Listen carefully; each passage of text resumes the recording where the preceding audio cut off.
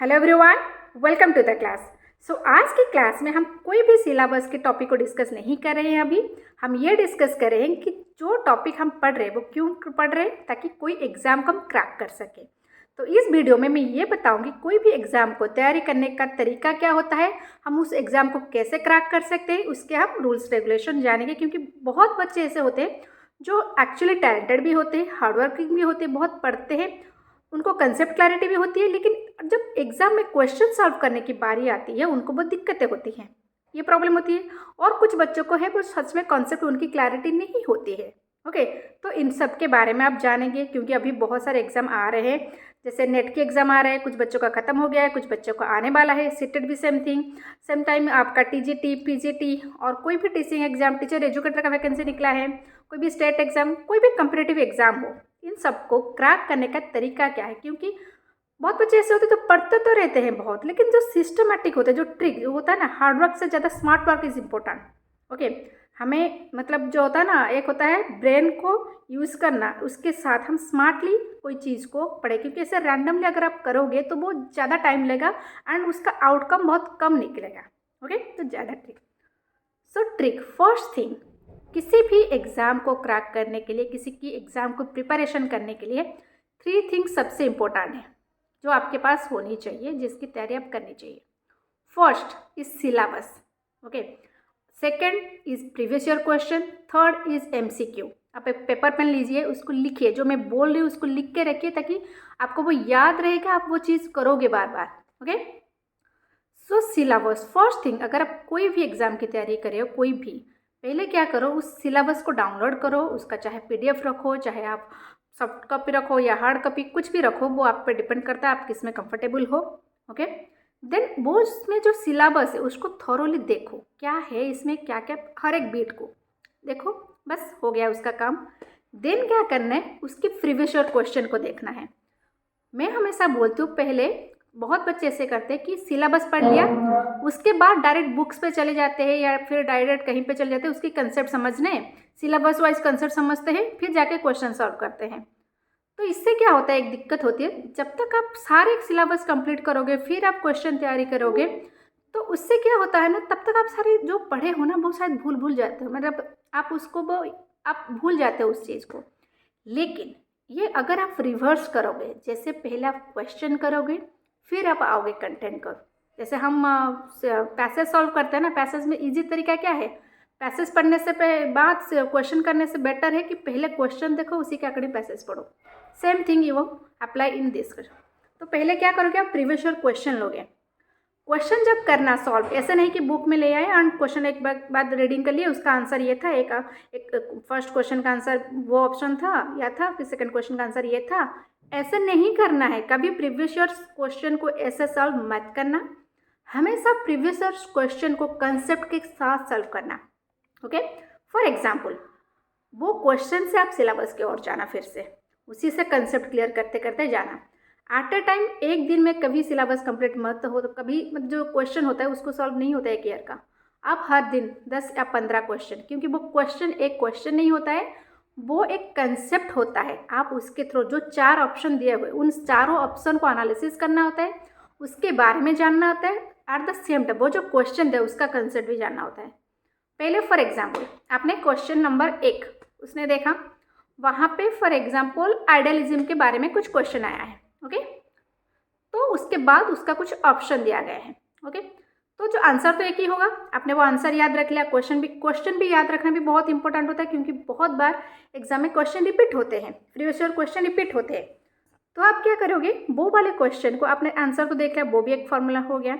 उसके बाद उसके जो 4 ऑप्शन है, ओके, उसको समझना है, उसको एनालिसिस करना है, उसके बारे में लिखना है, कंसेप्ट क्या है वो, व्हाट इज दिस, एक क्वेश्चन के बारे में ऑप्शन को एनालिसिस करना है। एंड मोस्ट इंपॉर्टेंट जो क्वेश्चन था, जो कंसेप्ट था, जैसे कंसेप्ट यहाँ पे आइडियलिज्म है, तब आप देखना सिलेबस में वो आइडियलिज्म कहाँ पे है, वो फिलोसफी पार्ट में है, उसको पेंसिल में या पेन में किसी में आपने सिलेबस में इसको करना कि हाँ इस एरिया से क्वेश्चन आया था, इस सारे एरिया में क्वेश्चन आया है, तो मार्क कर देना वो सिलेबस में। आप अगर आपके पास हार्ड कॉपी है तो बहुत अच्छी होती है, क्योंकि आप इजीली मार्क कर सकते हो, या फिर सॉफ्ट कॉपी में भी आप मार्क कर सकते हो, तो मार्क कर लेना। देन आइडियलिज्म के बारे में तब आप कंसेप्ट पे जाना, पढ़ना। क्या है, जो क्वेश्चन एग्जैक्टली पूछा है उस कंसेप्ट के बारे में जानना कि आइडियलिज्म के, जैसे पूछा है टीचर एजुकेशन के बारे में पूछा है, आइडियलिज्म के टीचर के बारे में क्या बताया, मेथड के बारे में क्या बताया, उसको पढ़ना, फिर आइडियलिज्म के कंसेप्ट को पढ़ना।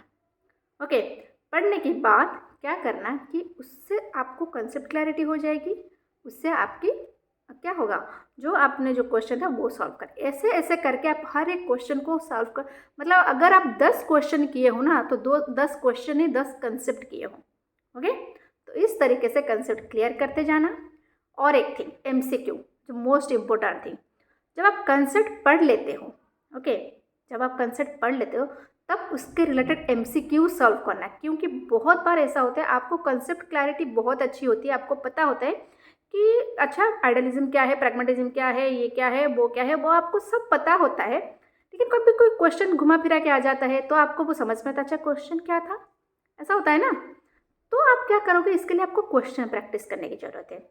तो आप क्या करोगे, फॉर एग्जाम्पल जैसे मैं अभी आइडियलिज्म के ले रही थी, आइडियलिज्म आप पढ़ लिए, कंसेप्ट पढ़ लिए, उसकी प्रीवियस ईयर क्वेश्चन भी प्रैक्टिस हो गया था आपका, तब आप क्या करना, उससे रिलेटेड MCQ गूगल में सर्च कर लेना, everything is available in Google, YouTube, और मेरे चैनल पे भी मैंने बनाया है बहुत सारे MCQs और आगे भी बनाऊंगी, कोई भी आपको जो अच्छा लगे आप गूगल में भी देखना, यूट्यूब में भी देखना, सारे को बुक्स में भी देखना, जिसमें आप हो सब में MCQs रिलेटेड आइडियलिज्म, तो बहुत सारे MCQs आएंगे, उसको आप प्रैक्टिस करना। तो हर टॉपिक को हर तरीके से कंप्लीट करके जाओ, ऐसा नहीं कि आप सिर्फ कंसेप्ट पढ़ लिया, वो टॉपिक मेरा कवर हो गया, अब नेक्स्ट टॉपिक नहीं, एक टॉपिक को पूरे होलिस्टिक वे में उसको कंप्लीट करते करते जाना, ताकि आपकी सिलेबस अच्छे से कंप्लीट होगी, आप एक कंसेप्ट में पूरा मतलब अच्छी पकड़ होगी आपकी वो MCQ प्रीवियस ईयर क्वेश्चन सारा चीज़ आपका अच्छे से कंप्लीट होगा। ओके, ये 3 चीज़ हमेशा याद रखना। देन जब ये चीज़ हो जाए मॉक टेस्ट देना, क्योंकि मॉक टेस्ट जो हमारे NTA के वेबसाइट में अवेलेबल है प्रीवियस ईयर क्वेश्चन के फॉर्म में, तो वो देना। इससे क्या होगा, आपकी जो एग्ज़ाम फोबिया है वो कम होगा, आपको एग्ज़ाम को कैसे अटेंड करना है उसका पैटर्न पता होगा, ये आप जरूर करना। और आपकी स्ट्रेंथ के हिसाब से, ऐसा नहीं कि क्वेश्चन नंबर 1 के बाद 2, 2 के बाद 3, 3 के बाद 4, ऐसा ही मुझे करना है, नहीं करना है। आजकल ऑनलाइन मतलब CBT फॉर्म में एग्ज़ाम हो रहे हैं वो, तो आपको वहाँ पे शो करेगा कितना आपने अटेंड किया है, कितना आपने नहीं अटेंड किया है, जो क्वेश्चन आपका डाउट होगा उसको आप मार्क कर सकते हो कि आपको वो फर्दर आपको वहाँ पे लौट के आना है, तो आप उसी का जो आपको कंफर्ट जोन है, जिसमें आप ज़्यादा कंफर्ट हो, उसको पहले कंप्लीट करना। जैसे किसी का टीचिंग एप्टीट्यूड अच्छा होता है, किसी का मैथ अच्छा होता है, किसी का इंग्लिश अच्छा होता है, तो according to your strength you have to complete first. Okay, क्योंकि ऐसे बार होता है ना कि टाइम कम हो जाता है, हम छोड़ देते हैं, तो अगर आप कोई ऐसी चीज़ छोड़ोगे जिसको आपको आना है, आपको 100% वो आता, लेकिन आप टाइम कम की वजह से उसको छोड़ के आ गए, तो वहाँ पे ज़्यादा दर्द होता कि यहाँ पे तो मुझे श्योर मार्क्स मिलने थे। तो पहले आप ये चीज़ को कंप्लीट कर लो। एंड एक चीज़ याद रखना, अगर आप नेट के एग्ज़ाम की तैयारी कर रहे हो, कोई भी टीचिंग एग्ज़ाम की, अभी तक तो नेट के एग्ज़ाम में माइनस मार्किंग नहीं आया है, तो आप हर एक क्वेश्चन को अटेंड करना, क्वेश्चन मत छोड़ना। और पेपर 1 के बारे में बोलूँ तो मैथ को थोड़ा प्रैक्टिस करना, आपके DI को प्रैक्टिस करना, एंड पैसेज को भी प्रैक्टिस करना, क्योंकि बहुत बार हम ऐसा होता है कि पैसेज को हम इग्नोर कर लेते हैं कि वहाँ पे तो हो जाएगा, इसमें क्या है, लेकिन नहीं, वहाँ पे क्या होता है ना, अगर आप पहले से प्रैक्टिस ना करते हो तो बोल लगता है फोबिया आ जाता है, उसको बाद में करूँगा छोड़ देते हो, तो उसको भी 1-2 प्रैक्टिस कर लेना, तो फिर से कोई दिक्कत नहीं, आपका सारा एग्ज़ाम क्रैक हो जाएगा। एंड होप इस बार आप सबकी नेट अच्छे से क्वालिफाई हो जाए, एंड जिसका नेट हुआ है उसका JRF हो जाए, और बाकी जो भी एग्ज़ाम है आप सबका जिसमें आप लगे हो कि एग्ज़ाम मेरा क्रैक हो जाए, वो हो जाए। एंड इस चैनल पे मैं पेपर 2 एजुकेशन के बारे में पढ़ाती हूँ, एंड पेपर 1 अगर जो भी टीचिंग एप्टीट्यूड से रिलेटेड है उसको भी मैं कवर करती हूँ। आप इस चैनल को अभी तक अगर सब्सक्राइब नहीं किए हो तो जाके इस चैनल पे जो रेड कलर का सब्सक्राइब बटन है उसको क्लिक कर दीजिएगा, एंड फ्रेंड्स ग्रुप में शेयर कीजिएगा इन्फॉर्मेशन। अगर आपको अच्छी लगी है तो लाइक कीजिएगा, शेयर कीजिएगा। तो मिलते हैं नेक्स्ट वीडियो में, एंड मुझे कमेंट करके बताइएगा कौन सा टॉपिक आप चाहते हो कि मैं कवर करूँ। ओके, सो मिलते हैं नेक्स्ट वीडियो में, तब तक पढ़ाई कीजिए अच्छे से।